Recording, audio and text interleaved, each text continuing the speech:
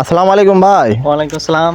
ভাই কি বীজ দিচ্ছেন? ভাই আমার এই পোকা লেগেছে করলাই, তাই বীজ দিচ্ছি ভাই। তো পোকা তো লেগেছে বুঝলাম, তা আপনি যে বীজ দিচ্ছেন আপনি কোনো স্বাস্থ্যবিধি মেনে বীজ তো দিচ্ছেন না, আবার তো বীজ আনছেন। স্বাস্থ্যবিধি সে আবার কি ভাই? স্বাস্থ্যবিধি মানছেন, এই যে আপনি যে বীজ দিচ্ছেন এটা বীজটা কি আপনি চাহিদা জিনিস মনে করছেন নাকি? ভাই আমরা বিড়ি খাই আর আমরা এভাবে বীজ দিই, স্বাস্থ্যবিধি না। আমরা বীজ দিই। তা না হইলো ভাই, বিড়ি খাওয়া আপনার দেখি, বীজের ধুমো তো আপনার আমারই কাছে ভাই- পছন্দ হচ্ছে না ভাই। না ভাই, ভাই, এটা বিড়ি হতে পারে, আমার কাছে ভাই এটা হচ্ছে মধু। ভাই আপনার কাছে মধু হোক আর কদু হোক ওটা বড় বিষয় নয় ভাই, আপনার জীবনটা আগে। এই যে আপনি এই বিষাক্ত একটা জিনিস দিচ্ছেন, আর পরে এই যে আপনি এই যে ভিডিও টানছেন, এটা জানেন যে আপনার মানব দেহের জন্য কত ক্ষতি করে জিনিস এটা। ভাই আপনার কাছে বিড়ি হতে পারে এটা ভাই, আমাদের কাছে এটা মধু ভাই।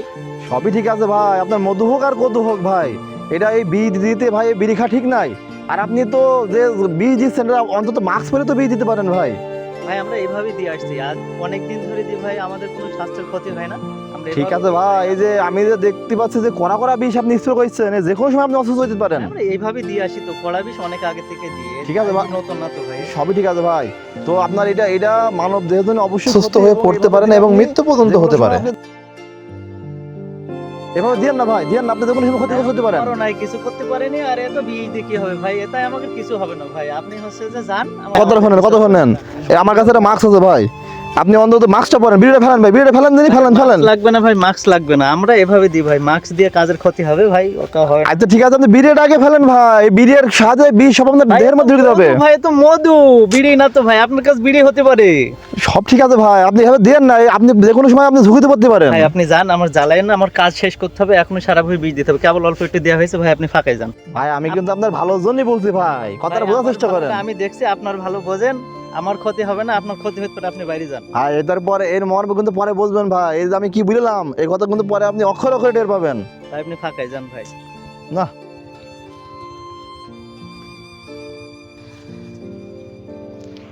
কিরাম হইল এ, মাথার মধ্যে ঝিনঝিন করছে, মাথা ঘষছে, কেরাম হচ্ছে। ভাই কি ঠিকই বললো নাকি? না, এ তো হয় না। কি হলো এ? আহা, কি হলো এ?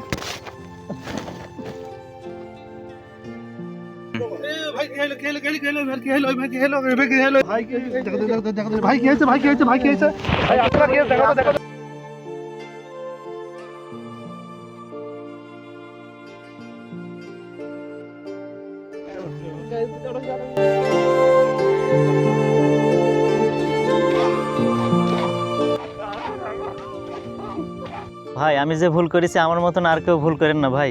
আমি আর কোনোদিন বিড়ি খাবো না ভাই, বীজ দিতে মাস্ক ব্যবহার করে বীজ দেবো ভাই, কারণ আমার যে পরিণতি হলো আমি চাইনি যার কারোর হোক। সুপ্রিয় দর্শক, এতক্ষণ আমাদের একটি সচেতনমূলক কমেডি দেখলেন। আমাদের এই কমেডিতে বোঝানো হয়েছে যে আমরা বিভিন্ন সময় মাঠে ঘাটে বীজ দিই, কিন্তু আমরা নিজেদের শরীরে কোনো সেফটি ব্যবহার করিনি।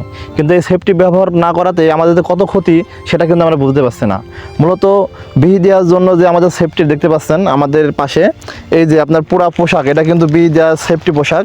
এটা আমরা সমস্ত এই পোশাক পরে করব, হাতে আমরা গ্লাভস ব্যবহার করব, মুখে মাস্ক ব্যবহার করব, এবং অবশ্যই আমরা বীজ দেওয়ার সময় কোনো ধূমপান করব না।